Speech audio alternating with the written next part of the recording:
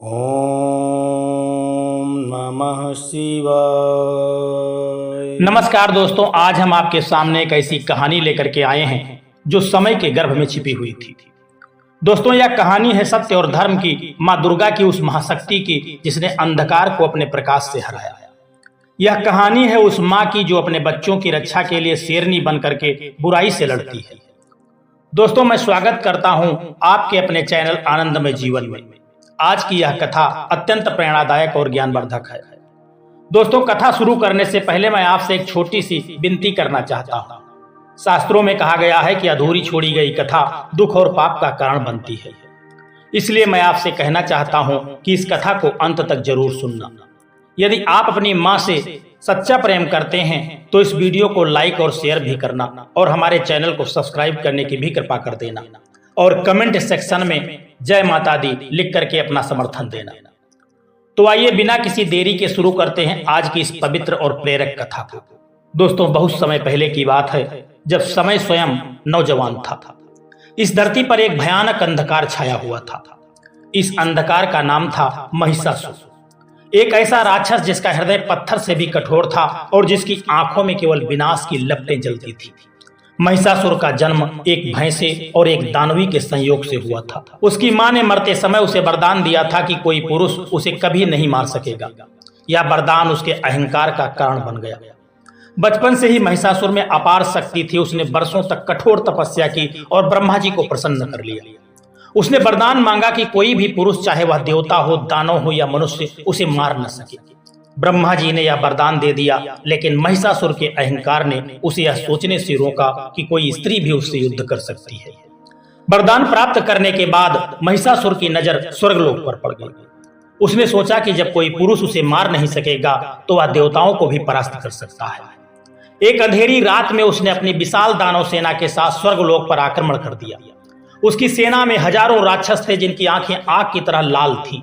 देवराज इंद्र ने अपने वज्र से प्रहार किया, भगवान विष्णु ने सुदर्शन चक्र चलाया, भगवान शिव ने त्रिशूल उठाया, लेकिन महिषासुर पर इसका कोई असर नहीं हुआ। 3 दिन और 3 रात तक भयानक युद्ध चलता रहा, पर देवताओं की सारी शक्तियां महिषासुर के सामने बौनी पड़ गई। अंत में हार करके सभी देवता स्वर्ग छोड़ करके भागने को मजबूर हो गए। महिषासुर ने स्वर्गलोक पर कब्जा कर लिया और इंद्र के सिंहासन पर बैठ करके सभी अधिकार छीन लिए। स्वर्गलोक में उसका आतंक छा गया। उसने अप्सराओं को कैद कर लिया और गंधर्वों को अपना दास बना लिया। स्वर्ग जो कभी संगीत और आनंद से गूंजा करता था, अब रोने और चीखने की आवाजों से भर चुका था। स्वर्ग पर महिषासुर के कब्जे का असर धरती पर भी पड़ने लगा। सूर्य और चंद्रमा उसके नियंत्रण में थे, जिससे मौसम का चक्र बिगड़ गया।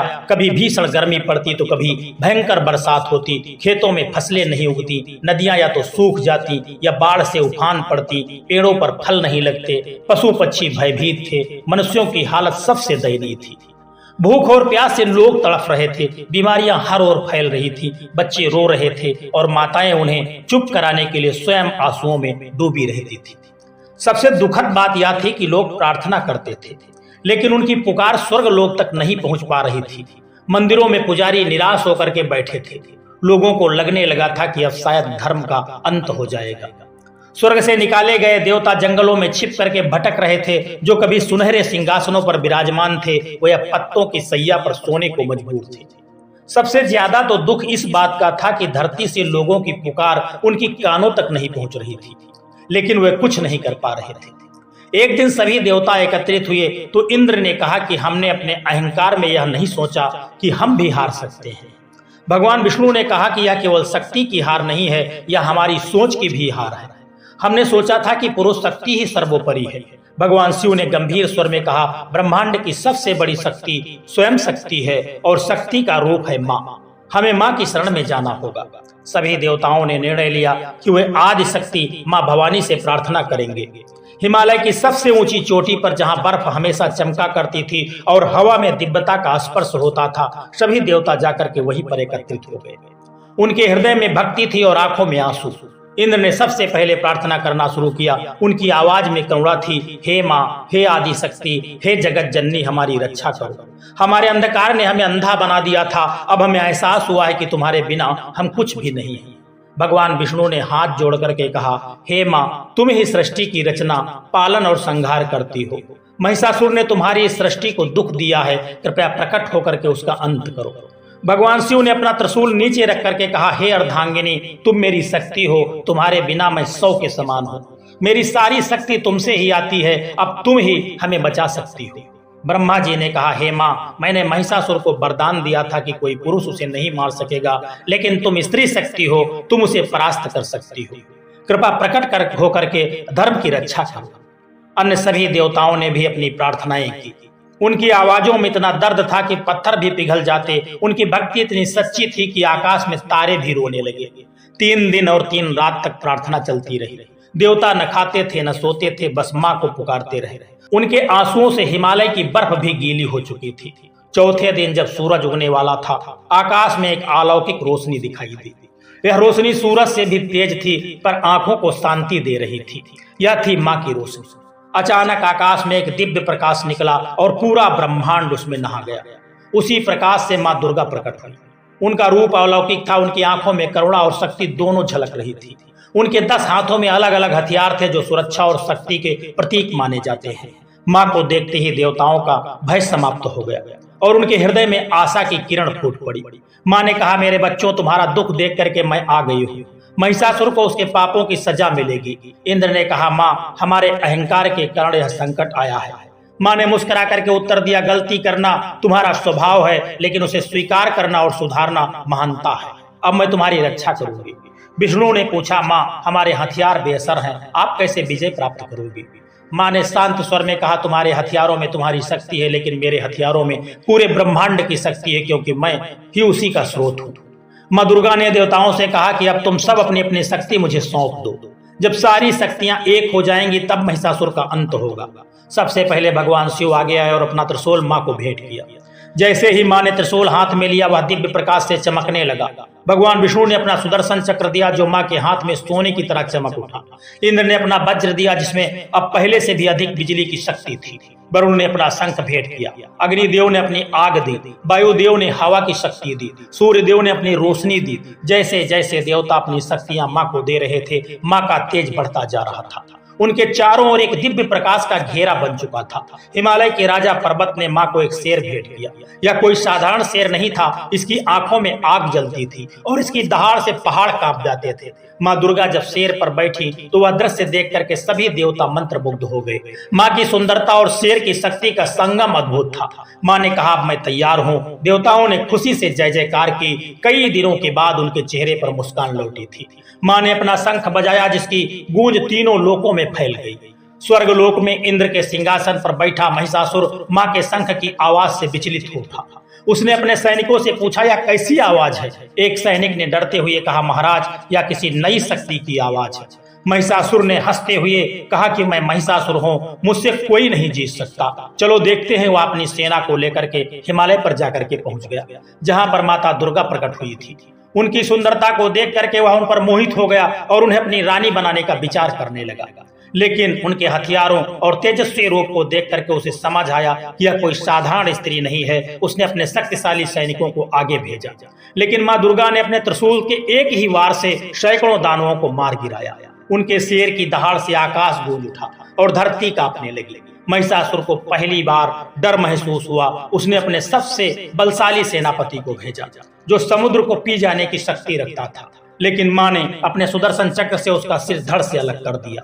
यह देख करके महिषासुर क्रोध से भर उठा। उसे विश्वास नहीं हो रहा था कि एक स्त्री उसकी सारी सेना को कैसे नष्ट कर रही है।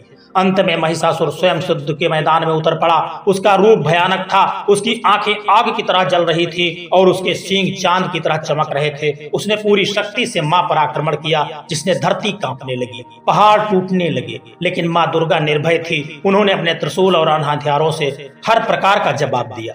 युद्ध इतना भयंकर था कि आकाश में अग्नि की वर्षा शुरू होने लगी और समुद्र में तूफान उठने लगा। महिषासुर कभी भैंसे का रूप लेता, कभी शेर बन जाता तो कभी हाथी का रूप लेता, लेकिन माँ हर रूप में उसे परास्त कर रही थी। उनका शेर भी महिषासुर के हर रूप से लड़ा। वह युद्ध 9 दिनों तक लगातार चलता रहा। 8वें दिन महिषासुर ने अपनी सारी बुराई और शक्ति को एकत्र किया, जिससे देवता भी डर गए। तब माँ दुर्गा ने मुस्कुरा करके कहा, अब मैं अच्छाई की शक्ति दिखाऊंगी। 9वें दिन सुबह अंतिम युद्ध शुरू हुआ। महिषासुर ने अपनी सारी शक्ति झोंक दी। उसकी आंखों से आग और मुंह से जहर निकल रहा था। मां के 10 हाथों में हथियार चमक रहे थे और उनका तेज सूरज से भी अधिक हो चुका था। महिषासुर ने अपने सींगों और पैरों से प्रहार करना शुरू किया, जिससे धरती और पहाड़ कांपने लगे। लेकिन मां ने अपने शेर और त्रिशूल से उसे रोक लिया। दोनों के बीच भयंकर युद्ध हुआ। मां की शक्ति लगातार बढ़ रही थी, क्योंकि सृष्टि का आशीर्वाद उनके साथ था। आखिरकार महिषासुर ने अपना असली रूप दिखाया। आधा मनुष्य और आधा भैंसे का उसने अंतिम आक्रमण किया, लेकिन मां दुर्गा ने उसकी छाती को अपने पैर से दबाया और त्रिशूल उसकी गर्दन पर तान दिया। महिषासुर ने कहा, मैं तुम्हें अपनी रानी बनाना चाहता हूं, मेरे साथ तीनों लोकों पर राज करो। मां ने शांत स्वर में जवाब दिया, तुमने निर्दोषों पर अत्याचार किया है, तुम्हारी सजा सिर्फ मृत्यु है। इतना कह करके मां ने त्रिशूल उसकी गर्दन में गड़ा दिया और महिषासुर का इस तरह से अंत हो चुका था। महिषासुर की मृत्यु के साथ ही अंधकार मिट चुका था। उसकी सेना भाग खड़ी हुई। मां का त्रिशूल महिषासुर के शरीर में धंसा था और उनका पैर उसकी छाती पर था। यह दृश्य बता रहा था कि अच्छाई की जीत हुई और बुराई का अंत हो चुका था। आकाश से फूलों की बरसात होने लगी। देवताओं ने खुशी से जय जयकार करना शुरू किया। इन्होंने मां के चरण छुए और उनका आभार व्यक्त किया। भगवान विष्णु ने कहा, मां, आपने सिद्ध किया कि स्त्री शक्ति ही सर्वोच्च है। शिव ने कहा, शक्ति के बिना शिव 100 के समान है। आपने यह सत्य फिर से स्थापित कर दिया। मां दुर्गा ने सभी को आशीर्वाद दिया और कहा कि जब भी धरती पर बुराई बढ़ेगी, मैं फिर आऊंगी। धरती पर महिषासुर की मृत्यु की खबर फैलते ही खुशी की लहर दौड़ पड़ी। सूरज फिर से चमकने लगा, चांद की रोशनी लौट आई, हवा और पानी शुद्ध हो चुके थे, खेतों की फसलें लहलाने लगी थी, बच्चे खेलने लगे थे, माताएं गाना गाने लगी थी और किसान नाच उठे थे। गांव वालों ने मां दुर्गा की मूर्ति बनाई, फूलों से सजाया और आरती की। तभी आकाश में मां दुर्गा प्रकट हुई और आशीर्वाद देते हुए बोली, हर साल इस समय मेरी पूजा करना, 9 दिनों तक मेरे अलग अलग रूपों की आराधना करना। मुझे फूल और मिठाई चाहिए, लेकिन सबसे ज्यादा तुम्हारे दिल की सच्चाई चाहिए। मैं वही रहती हूँ जहाँ प्रेम होता है। मैंने लोगों को बताया कि नवरात्रि कैसे मनानी चाहिए। उन्होंने कहा, यह पर्व मेरी याद में नहीं, बल्कि उस जीत की खुशी में है जब अच्छाई ने बुराई का अंत किया था। पहले 3 दिन मां दुर्गा की पूजा करें। यह योद्धा के रूप में है जो बुराई से लड़ता है और भक्तों की रक्षा करता है। चौथे से छठे दिन मां लक्ष्मी की पूजा करें। यह समृद्धि और सुख शांति का रूप है। 7वें से 9वें दिन मां सरस्वती की पूजा करें। यह ज्ञान और कला का रूप है। मां ने कहा, इन 9 दिनों में व्रत रखो। व्रत का मतलब केवल खाना छोड़ना नहीं, बल्कि मन को शुद्ध रखना, बुरे विचारों से दूर रखना और दूसरों की मदद करना है। जो सच्चे दिलों से मेरी पूजा करेंगे, उनकी हर अच्छी मुराद पूरी होगी। मां दुर्गा ने अपने 9 रूपों के बारे में बताया, जिनमें से प्रत्येक का अपना महत्व और शक्ति है। शैलपुत्री पहाड़ की बेटी जो दृढ़ता और स्थिरता का प्रतीक है। ब्रह्मचारिणी तप और साधना का रूप जो मेहनत से लक्ष्य प्राप्त करना को सिखाता है। चंद्रघंटा शांति और सुंदरता का प्रतीक जो जरूरत पड़ने पर भयंकर भी हो सकता है। कूष्मांडा जिन्होंने अपनी मुस्कान से सृष्टि की रचना की, या खुशी की शक्ति सिखाता है।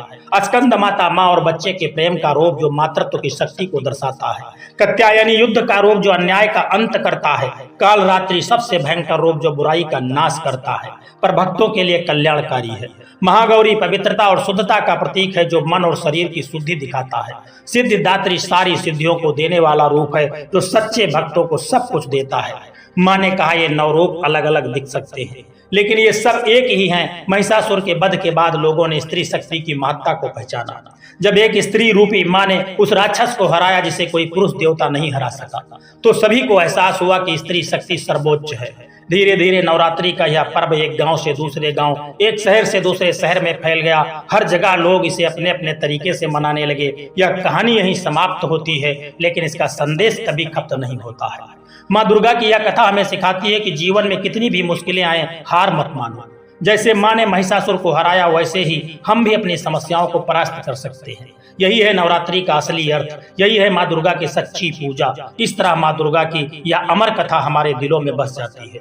यह हमें हमेशा प्रेरणा देती है कि चाहे जितनी भी कठिनाइयां आए, अच्छाई की जीत निश्चित है। मां का प्यार और आशीर्वाद हमेशा हमारे और आपके ऊपर बना रहे। जय माता दी, जय माता दी, जय माता दी।